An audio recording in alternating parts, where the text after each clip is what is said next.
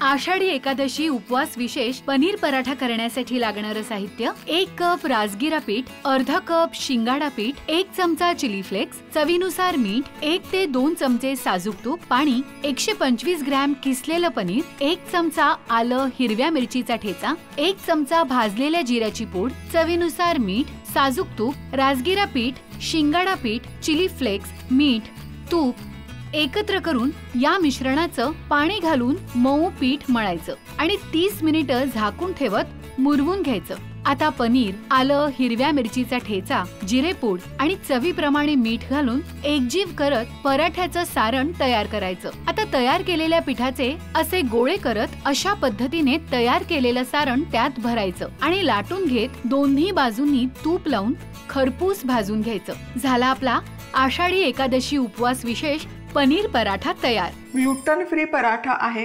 Gluten free आपण म्हणत असतो, त्याचबरोबर यामध्ये प्रोटीनही भरपूर आहे। तर इथे पराठा बनवण्यासाठी इथे मी पराठ्याची कणिकही मळून घेतलेली आहे, त्याचसोबत स्टफिंगही तयार केलेलं आहे।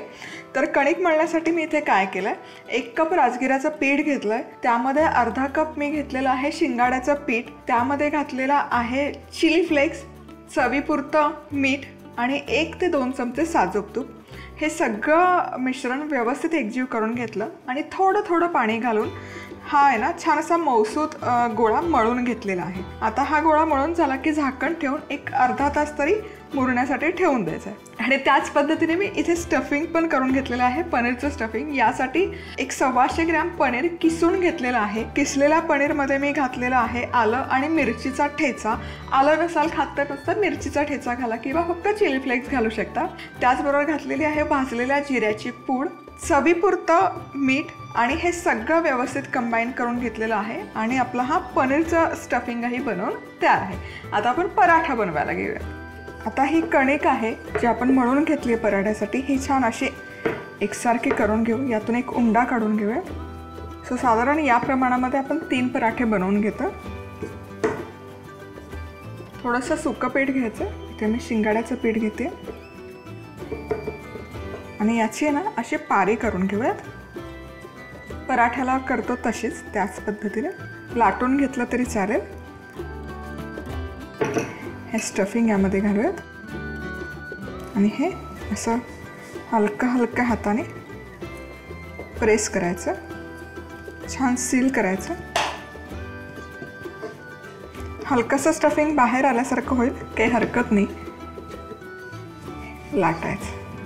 कारण यामध्ये ग्लुटन कमी आहे, त्यामुळे आपण नेहमीचे पराठे करतो एक्झॅक्ट तसा नाही होता। छानपैकी लाटून झालेला आहे। आता हा भाजूयात पराठा आणि छान खालची बाजू भाजून घेऊयात।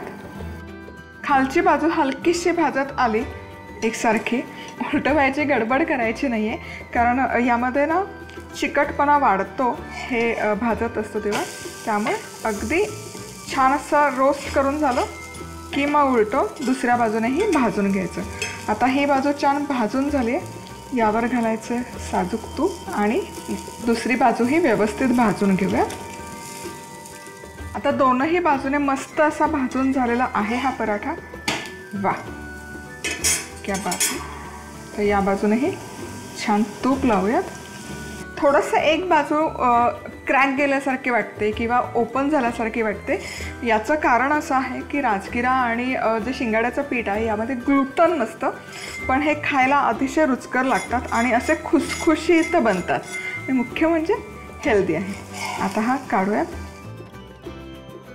मस्त आणि याच पद्धतीने सगळे पराठे मी इथे भाजून घेते।